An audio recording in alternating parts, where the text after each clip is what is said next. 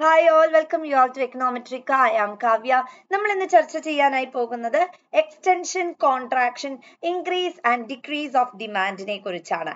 അപ്പോൾ by the by, എങ്ങനെ പോകുന്നു പഠിത്തം? നല്ല രീതിയിൽ പോകുന്നു എന്ന് തന്നെ പ്രതീക്ഷിക്കുന്നു. സോ നമ്മളെ ചാനൽ ആദ്യമായിട്ടാണ് കാണുന്നതെങ്കിൽ എല്ലാവരും ഇപ്പം തന്നെ സബ്സ്ക്രൈബ് ചെയ്യുക. അതേപോലെ തന്നെ വീഡിയോ ഇഷ്ടപ്പെട്ടാൽ ലൈക്ക് ചെയ്യുക, തൊട്ടടുത്തുള്ള ബെൽ ബട്ടൺ അമർത്തുക. സോ ദാറ്റ് നിങ്ങൾക്ക് പുതിയ വീഡിയോയുടെ നോട്ടിഫിക്കേഷനും ലഭിക്കുന്നതായിരിക്കും. അപ്പൊ നമ്മൾ ഒരു ലൈവ് സെഷൻ ഓർഗനൈസ് ചെയ്യാമെന്ന് പറഞ്ഞായിരുന്നു. അതൊന്ന് നെക്സ്റ്റ് വീക്കിലേക്ക് നമ്മൾ ഒന്ന് മാറ്റിയിട്ടുണ്ട്. അപ്പം എന്താണ് നിങ്ങളുടെ അഭിപ്രായം? നിങ്ങൾക്ക് ലൈവ് വേണോ? ഏത് ടോപ്പിക്കിലാണ് നിങ്ങൾക്ക് ലൈവ് വേണ്ടത് മുതലായ കാര്യങ്ങളൊന്ന് ഈ വീഡിയോയുടെ താഴെ കമന്റ് ചെയ്യുക. ഇനി നിങ്ങൾക്ക് ഏതെങ്കിലും ഒരു ടോപ്പിക് ആയിട്ട് റിഫൈൻ ചെയ്തുകൊണ്ടാണ് ക്ലാസ് വേണ്ടതെങ്കിൽ 1 hour ആണ് നമ്മൾ ലൈവ് പ്ലാൻ ചെയ്യുന്നത്. നിങ്ങൾക്ക് അങ്ങനെ റിലേറ്റഡ് ആയിട്ടാണ് വേണ്ടതെങ്കിൽ വീഡിയോയുടെ താഴെ കമന്റ് ചെയ്താൽ മതി. സോ നിങ്ങളുടെ ഒപ്പീനിയൻസിന് ഞങ്ങൾ എപ്പോഴും കാതോർക്കാറുണ്ട്. അതുകൊണ്ട് തന്നെ so please raise your opinions in comments. So let's start. നമ്മൾ ഇന്ന് പഠിക്കാൻ പോണത് എക്സ്റ്റൻഷൻ ഇൻ ഡിമാൻഡിനെ കുറിച്ചും അതേപോലെ തന്നെ contraction in demand, increase and decrease in ഡിമാൻഡിനെ കുറിച്ചാണ്. നമ്മുടെ എക്സാമിന്റെ ഏരിയയിൽ റെഗുലറായി ചോദിച്ചുകൊണ്ടിരിക്കുന്നതാണ് ഈ എക്സ്റ്റൻഷൻ അതുപോലെ തന്നെ കോൺട്രാക്ഷൻ ഇൻ ഡിമാൻഡ് എന്ന് പറയുന്നത്.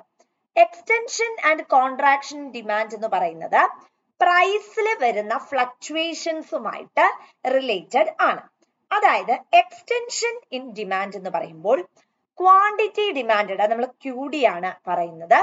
ഒരു സാധനത്തിന്റെ ഡിമാൻഡ് വർദ്ധിക്കുക, ആ സാധനത്തിന്റെ വില കുറയുമ്പോൾ, ഒരു സാധനത്തിന്റെ വില കുറയുന്ന സമയത്ത് ആ സാധനത്തിന്റെ ഡിമാൻഡ് കൂടുന്നതിനെയാണ് നമ്മൾ എന്തായി ഉദ്ദേശിക്കുന്നത്? എക്സ്റ്റൻഷൻ ഓഫ് ഡിമാൻഡ് എന്ന് പറയുന്നത്. ഒരു സാധനത്തിന്റെ വില കുറയുന്ന സമയത്ത് ആ സാധനത്തിന്റെ ഡിമാൻഡ് കൂടുകയാണെങ്കിൽ അതിനെ നമ്മൾ എക്സ്റ്റൻഷൻ ഓഫ് ഡിമാൻഡ് എന്ന് പറയും. Same on the other hand, ഒരു സാധനത്തിന്റെ വില വർദ്ധിക്കുന്ന സമയത്ത് ആ സാധനത്തിന്റെ ഡിമാൻഡ് കുറയുകയാണെങ്കിൽ അതിനെ എന്തായി നമ്മൾ വിളിക്കും? കോൺട്രാക്ഷൻ ഓഫ് ഡിമാൻഡ് എന്ന് പറയും. നമുക്കിതിനെ ഒരു ഗ്രാഫിക്കൽ റെപ്രസെന്റേഷനിലൂടെ പോസ്റ്റുലേറ്റ് ചെയ്യാം. നമുക്കറിയാം എക്സ് ആക്സിസ് ആണ്, ഇത് നമ്മുടെ വൈ ആക്സിസ് ആണ്. നമ്മളുടെ ക്വാണ്ടിറ്റി ഡിമാൻഡഡ് ആണ്, ഇത് നമ്മളുടെ പ്രൈസ് ആണ് വരുന്നത്. ആദ്യം നമ്മൾ ഇതായിരുന്നു, ഇതിനെ നമുക്ക് Q0 P0 എന്ന് രേഖപ്പെടുത്താം. ഇവിടെ എന്ത് സംഭവിച്ചു വെച്ചിട്ടുണ്ടെങ്കിൽ നമ്മളുടെ വില കുറഞ്ഞു. അതായത് ഒരു പെർട്ടിക്കുലർ കമോഡിറ്റി അതിനാദ്യം 20 രൂപയായിരുന്നു, ആ 20 രൂപ എന്നുള്ളത് കുറഞ്ഞ് 10 രൂപയായി. അപ്പൊ P1 പുതിയ പ്രൈസ് അല്ലെ.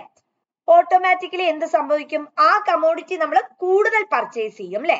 ഒരു സാധനത്തിന്റെ വില കുറഞ്ഞു, അപ്പൊ നമ്മൾ ചിലപ്പോൾ 2 കമോഡിറ്റി ആയിരിക്കും വാങ്ങിച്ചുകൊണ്ടിരുന്നത് 20 രൂപയായിരുന്നപ്പോൾ. ഇനി എന്ത് സംഭവിച്ചു? ആ കമോഡിറ്റിയുടെ വില 10 രൂപയായി കുറഞ്ഞു അല്ലെ. അപ്പം 2 കമോഡിറ്റി വാങ്ങിച്ചെടുത്ത് നമ്മളിപ്പോ 4 കമോഡിറ്റി പർച്ചേസ് ചെയ്തു. സോ എന്താ ഇവിടെ ഡിമാൻഡ് കൂടി അല്ലെ. 2 പെന്ന് വാങ്ങിച്ചെടുത്ത് 4 പെന്ന് വാങ്ങിച്ചു. അപ്പം നമ്മൾ ഇതിനെ പോസ്റ്റുലേറ്റ് ചെയ്യുന്നു, ഇതിനെ വരയ്ക്കുന്നു.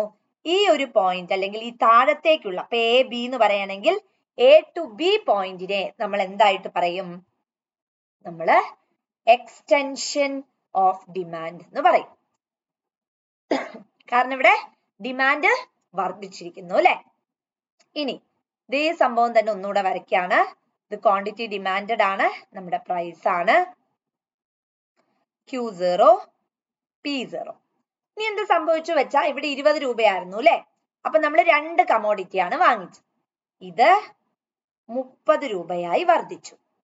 അപ്പൊ നമ്മൾ ആ സാധനം വാങ്ങിക്കുന്നത് കുറയ്ക്കും അല്ലെ, 1 ആയി കുറച്ചു. ഇത് A, ഇത് B. അപ്പൊ ഇത് തിരിച്ച്, അതായത് B to A എന്താ സംഭവിച്ചത്? കോൺട്രാക്ഷൻ സംഭവിച്ചു അല്ലെ. അതായത് ഡിമാൻഡ് കുറഞ്ഞു, ഇത്രത്തോളം കുറഞ്ഞു അല്ലെ. അപ്പോ പ്രൈസിൽ വരുന്ന മാറ്റങ്ങൾക്കനുസരിച്ച് ഡിമാൻഡ് കൂടുകയാണെങ്കിൽ എക്സ്റ്റൻഷൻ, ഡിമാൻഡ് കുറയുകയാണെങ്കിൽ കോൺട്രാക്ഷൻ. ഇത്രയും ക്ലിയർ ആണല്ലോ എല്ലാവർക്കും? ഓക്കെ. ഇനി നമ്മൾ നോക്കാൻ പോകുന്നത് ഇൻക്രീസ് ആൻഡ് ഡിക്രീസ് ഓഫ് ഡിമാൻഡിനെ കുറിച്ചാണ്. അപ്പൊ ഇവിടെ നമുക്കറിയാം ഡിമാൻഡ് എന്ന് പറയുന്ന ഒരു സാധനത്തിന്റെ ഡിമാൻഡ് എന്ന് പറയുമ്പോൾ അതിന്റെ വിലയെ മാത്രം ആശ്രയിച്ചിട്ടല്ല ഒരു കമോഡിറ്റിയുടെ ഡിമാൻഡ് കിടക്കുന്നത്. ഒരുപാട് കാര്യങ്ങള് അവിടെ ഇമ്പോർട്ടന്റ് ആയിട്ട് വരുന്നുണ്ട്. അപ്പം ഈ കാര്യങ്ങളെല്ലാം നെറ്റ്വർക്ക് ചെയ്തുകൊണ്ടാണ് ഡിമാൻഡിന്റെ ഇൻക്രീസ് അല്ലെങ്കിൽ ഡിമാൻഡിന്റെ ഡിക്രീസ് ഒക്കെ നെറ്റ്വർക്ക് ചെയ്ത് വരുന്നത്. അപ്പം ടേസ്റ്റ് ഉണ്ട്, ഇൻകം ഓഫ് ദ കൺസ്യൂമർ ഉണ്ട്, പ്രൈസ് ഓഫ് റിലേറ്റഡ് ഗുഡ്സ് ഉണ്ട്. ഇതെല്ലാം ഒരു കമോഡിറ്റിയുടെ ഡിമാൻഡിനെ ബാധിക്കുന്നു. അതായത് പ്രൈസ് അല്ലാത്ത എല്ലാ ഫാക്ടേഴ്സ് മുഖാന്തരവും നമ്മളുടെ ഡിമാൻഡ്, ഇനീഷ്യൽ ഡിമാൻഡ് ഇതായിരുന്നു എന്ന് വിചാരിക്കാം. പ്രൈസ് അല്ലാത്ത വേറെ എല്ലാ കാരണങ്ങളാലും ഡിമാൻഡ് ഷിഫ്റ്റ് ചെയ്യുന്നു.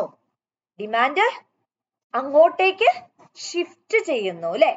അങ്ങനെയാണെങ്കിൽ അതിനെ നമ്മൾ എന്താ വിളിക്കുന്നത്? അതിനെ നമ്മൾ വിളിക്കുന്ന പേരാണ് ഇൻക്രീസ് ഇൻ ഡിമാൻഡ് എന്ന് പറയുന്നത്.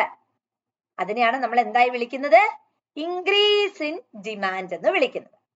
ഇനി അപ്പൊ എന്താണ് ഡിക്രീസ് ഇൻ ഡിമാൻഡ് എന്ന് പറഞ്ഞിട്ടുണ്ടെങ്കിൽ സെയിം സംഭവം തന്നെ. ഇവിടെ ക്വാണ്ടിറ്റി ഡിമാൻഡഡ്, ഇവിടെ price. This is your demand. ഇവിടെ പ്രൈസ് അല്ലാത്ത വേറെ കാരണങ്ങളാൽ ഡിമാൻഡ് കുറയുന്നു എന്ന് വിചാരിക്കാം. ഡിമാൻഡ് ഷിഫ്റ്റ് ടു ബാക്ക്വേർഡ്സ് എന്ന് പറയും. അങ്ങനെയാണെങ്കിൽ എന്ത് സംഭവിക്കും? ഇവിടെ ഡിമാൻഡ് കുറഞ്ഞു അല്ലെ? അങ്ങനെയാണെങ്കിൽ ഡിമാൻഡ് കുറഞ്ഞു പറഞ്ഞ ഒരു പോയിന്റ് നോക്കിക്കേ. ഇത്രയും ഉണ്ടായിരുന്നു, ഇവിടെ നമ്മളൊരു പോയിന്റ് എടുത്താൽ ഇത്രയല്ലേ ഉള്ളൂ. ഇപ്പൊ ഡിമാൻഡ് കുറഞ്ഞില്ലേ? അങ്ങനെ ഡിമാൻഡ് കുറയുവാണെങ്കിൽ അതിനെ നമ്മൾ ഡിക്രീസ് ഇൻ ഡിമാൻഡ് എന്ന് പറയും. അപ്പൊ ഇൻക്രീസ് ചെയ്യുമ്പോ എങ്ങോട്ടേക്ക് ഷിഫ്റ്റ് ചെയ്യണു? റൈറ്റിലോട്ട് ഷിഫ്റ്റ് ചെയ്യണു അല്ലെ? ഡിക്രീസ് ചെയ്യുമ്പോഴോ ലെഫ്റ്റിലോട്ട് ഷിഫ്റ്റ് ചെയ്യുന്നു. വെരി വെരി ഇമ്പോർട്ടന്റ് ആയിട്ടുള്ള കാര്യമാണ്. അപ്പൊ ഇതുമായി ബേസ് ചെയ്ത് നിങ്ങളോട് ചോദിക്കുന്ന ചോദ്യം എന്താ വെച്ചാൽ, extension and contraction in demand take place on the same demand curve. ഒരേ ഡിമാൻഡ് കർവിൽ തന്നെയല്ലേ ഫ്രണ്ട്സ് സംഭവിച്ചത്? ആണ്. അതാണ് ഫസ്റ്റ് പോയിന്റ്. ഇതിനെ മൂവ്മെന്റ് ഇൻ ഡിമാൻഡ് കർവ് എന്നും പറയും. ഒരു ഡിമാൻഡ് കർവിൽ എയിൽ നിന്ന് ബിയിലേക്കും ബിയിൽ നിന്ന് എയിലേക്കും അല്ലേ പോയത്? So there is A movement അല്ലെ? അപ്പൊ മൂവ്മെന്റിനെ ഡിമാൻഡ് കർവ് എന്ന് നമുക്ക് പറയാനായി സാധിക്കും. അടുത്തത്, ഡിമാൻഡ് ഇൻക്രീസ് ചെയ്യുന്നത് പ്രൈസിന് ഒഴികെയുള്ള ഫാക്ടർ ആണെങ്കിൽ ഇൻക്രീസ് ഇൻ ഡിമാൻഡ്, മറ്റേത് ആകുമ്പോ ഡിക്രീസ് ഇൻ ഡിമാൻഡ്. ഷിഫ്റ്റ് എന്ന് പറയുന്ന കോൺസെപ്റ്റ് എന്തിലാണ് വരുന്നത്? ഷിഫ്റ്റ് എന്ന് പറയുന്ന കോൺസെപ്റ്റ് വരുന്നത് ഇൻക്രീസ് ഇൻ ഡിമാൻഡിലും ഡിക്രീസിലും. ഇൻക്രീസിലും ഡിക്രീസിലും പ്രൈസ് എന്ന് പറയുന്നത് എന്തല്ല? ഒരു ഫാക്ടർ അല്ല. അപ്പൊ എല്ലാവർക്കും മനസ്സിലായി എന്ന് പ്രതീക്ഷിക്കുന്നു. നമ്മുടെ ലൈവിന്റെ കാര്യം മറക്കണ്ട. എല്ലാവർക്കും ഓക്കെ ആണോ എന്ന് ഉടനെ തന്നെ വീഡിയോയുടെ താഴെ കമന്റ് ചെയ്യുക. നമുക്ക് വേണമെങ്കിൽ ഒരു വലിയ വാസ്റ്റ് ടോപ്പിക് തന്നെ ആ ലൈവ് സെഷനിൽ കവർ ചെയ്യാം. So the floor is open to you. നിങ്ങളുടെ കമന്റ്സിനായി ഞങ്ങൾ കാതോർത്തിരിക്കുകയാണ്.